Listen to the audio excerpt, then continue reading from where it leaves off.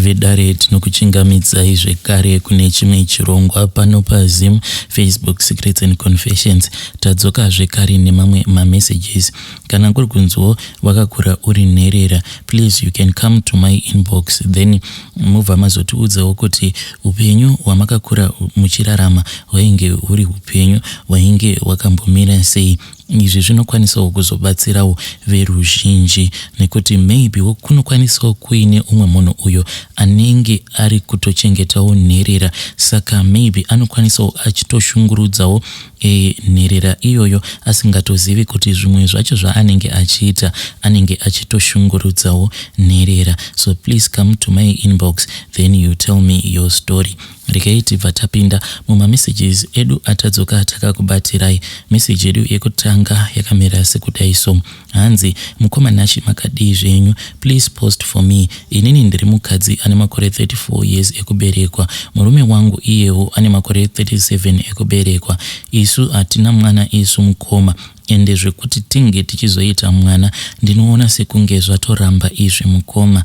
Iyi nekuda kwavamwene vangu. Nyaya yangu yakamira yakadai so: pane dzimwe hondo dzakambosimuka. Hondo idzi mukoma dzainge dziri pakati pavamwene vangu, murume wangu nemhuri yekwangu kwandinobva inini. Ameno kuti makakatanwa acho awo ainge achiitika ainge achimbobva nekupi. Vamwene vangu mukoma vainge vachingoita kuti the whole process yekuti inini ndinge ndichizotanga kugara nemurume wangu inge ichizova very difficult. Mamwe maconditions awo avairamba vachingoti vainge vachida kuti atange aitwa. Zvimwe zvacho mukoma zvainge zvisinga make sense. Waingonzwa vachiti tiri kufanira kuti tinge tichiita chakati, nekuti kana tikasaita chakati tinenge tatadza kutevedzera chivanhu chedu mukoma. Zvinhu zvekuti zvakatishungurudza inini nemurume wangu, asi takazowana nazvedu. Then murume wangu iye akabva azoenda kuSouth Africa, inini ndainge ndichigara kumusha kuZimbabwe. Saka ndakanyatsoona kuti kamubatirwo ako kandainge ndava kuitwa navamwene vangu ndekekuti ndinge ndichidzokera kumusha kwedu, nekuti ndainge ndisingazorori, ndaizotongozorora nekurara. Ende dzimwe nguva vamwene vangu vaikwanisa kutoti kana pakati pawo usiku mukoma ndaitonzwa kuti ko ingawani mama vava kutotanga kutotsvaira pachivanze.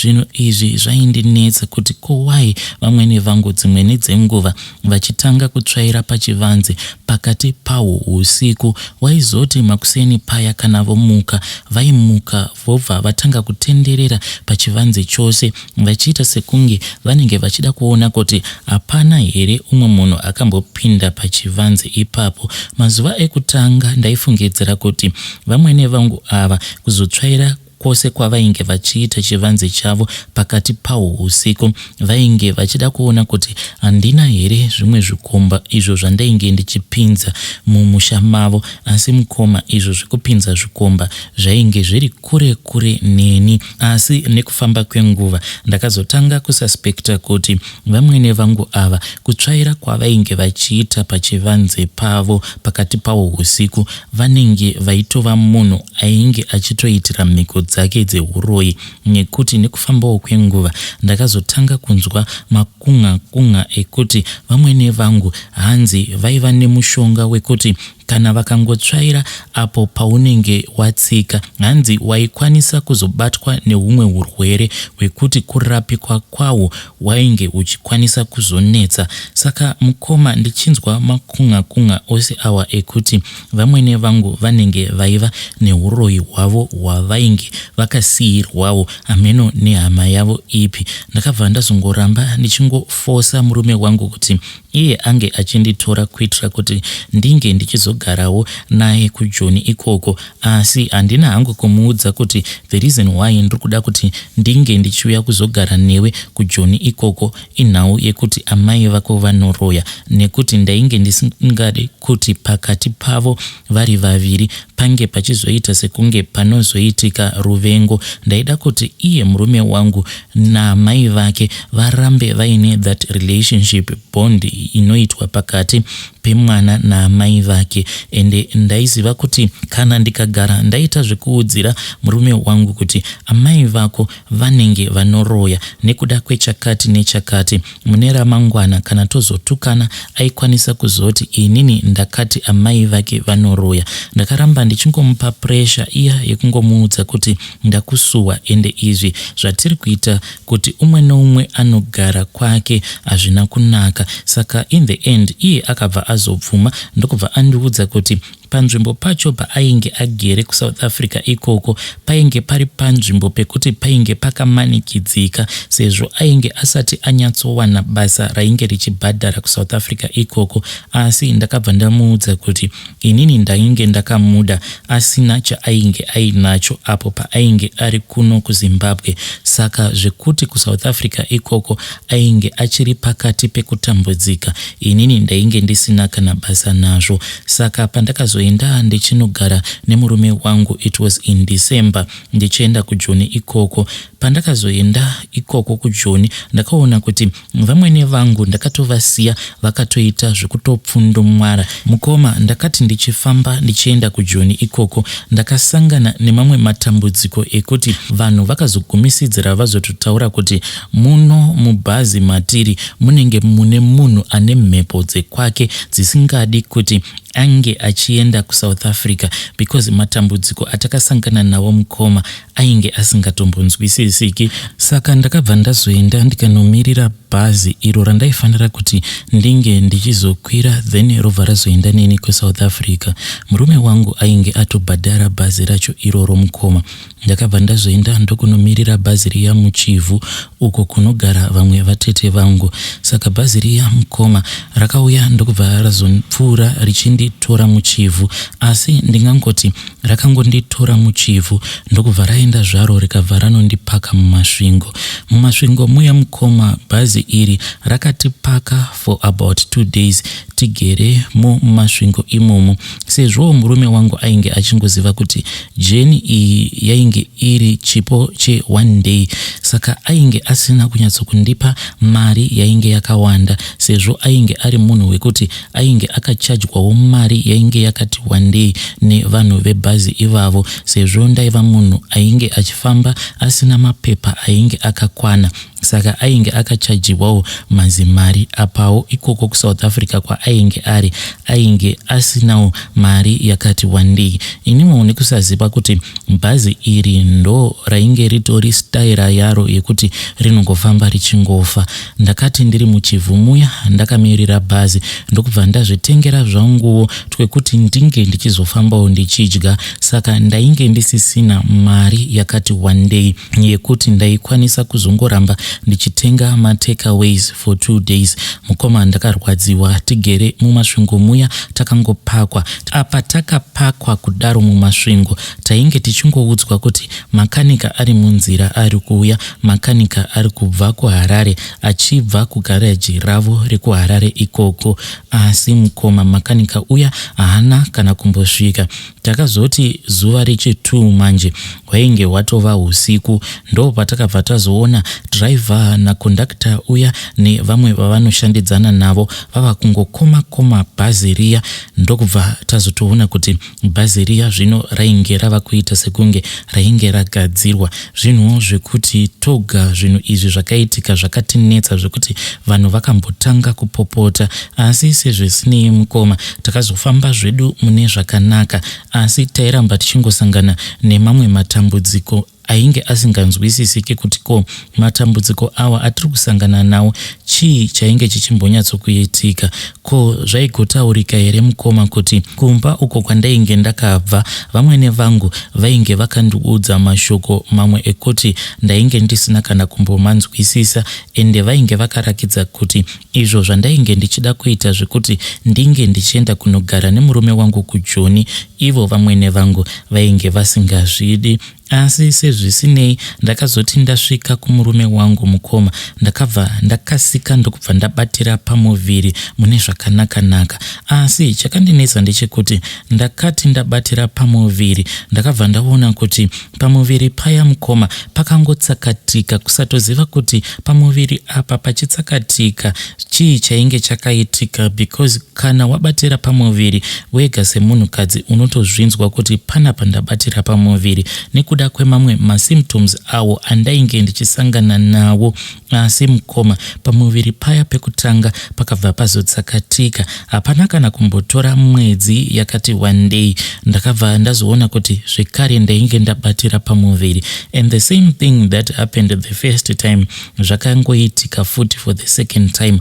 Ndo pandakabva ndazotaura nemurume ndikati ko kusvika rinhiko tichiti kana ndikabatira pamuviri paya pobva patsakatika. Murume akambotanga achingoti zvimwe kuda wainge uri urwere, zvekuti akazotosvika pakutoblema inini achiti maybe ndine dambudziko. Hanzi kana uine dambudziko iro raainge achitaura achiti ndo randiinaro, hanzi unopota uchiurayirwa vana neurwere ihwohwo. Asi haana kuda kundidudzira kuti urwere hwacho uwo waainge achiti ndo wandainge ndichirwara nawo wainge uri urwere wainge wakamboita sei. Then iye murume wangu pane umwe musi waakazomuka aine stress, akabva akati akarara ndokubva azotanga kurota baba vake. Saka paakarota baba vake vainge vachienda naye kumakuva, ndokubva vazoenda vakabva vazonomurakidza apo pavainge vakaradzikwa. Chakamunetsa ndechekuti baba vake vainge vachimurakidza tombstone iro rainge riri paguva pavo, sezvo ainge achiziva kuti paguva pababa vake painge pasina tombstone. Saka paakamuka akafungidzira kuti zvimwe kuda vatezvara vangu baba vake vainge vachida kuti iye ange achizoisa tombstone paguva pavo. Then ndakazoti ndichitaura naye ndikabva ndati ko paguva pavo painge pasina here chainge chakanyorwa. Ndo paakabva ati pane chimwe futi chakandinetsa ndiri kuhope ikoko, ndechekuti madates avo ainge akanyorwa paguva rababa vake sandiwo madates acho avakashayika. Iye achitaura madates acho kana nanhasi uno vangadai vachiri vapenyu. Saka patakazotanga kufamba inini nemurume wangu mushure mekunge atanga kuona kuti hope idzo dzaainge akarota dzainge dzisiri normal, ndo patakabva tazoudza umwewo muprofita uyo ainge achigara munharaunda imomo pamusoro pehope idzo dzainge dzakamborotewa nemurume wangu. Muprofita uya ndo paakabva azoti kumurume wangu hope idzi dzainge dzichizama kududzira kuti baba ava kufa kwavakaita vakafa nguva yavo isati yakwana. Ndo paakazotanga kuitirwa mimwe minamato yekuti kana arota hope dzaanenge arota asazokanganwa, because ndo dambudziko raainge ainaro kubva ndichitanga kusangana naye, rekuti kana akarota anobva azokanganwa hope idzo dzaanenge arota. Mukoma murume wangu ndo paakazotanga kuchirota manje amai vake. Iye achitaura anoti dzimwe nguva anokwanisa kutoita sekunge anenge achiona amai vake like vanotouya kuno kwatiri kuSouth Africa usiku vachimushanyira. Dzimwe nguva vanotopinda mumba medu matinogara mukoma, hanzi pavanopinda vanenge vakashama. Like mazuva awo adarika awo akatoti ndarota mama. Asi chakamunetsa ndechekuti mushure mekunge arota Vamwene Vangu ava vakashama vainge vava kutobuda mumba medu imomo matinogara. Asi sikarudzi yake mukoma yainge yakazara urume, zvichitorakidza kutoti sikarudzi yake yainge ichangobva mukuita basa, zvichirevera kuti Vamwene Vangu paakazopepuka achivaona vachibuda mumba vainge vachangobva mukuita bonde naye. Iye anoti pose paanovaona ivo amai vake havacheuki kana kutarisana naye straight mumaziso, vanongotarisa paside. Mukoma zvinhu izvi zviri kutoitika live 1-on-1.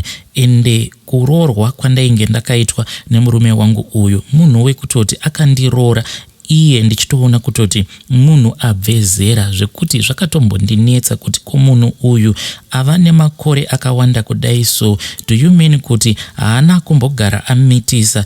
Ende ndakatombofungidzira kuti munhu uyu ainge achindinyepera kuti haana kumbogara akamitisa.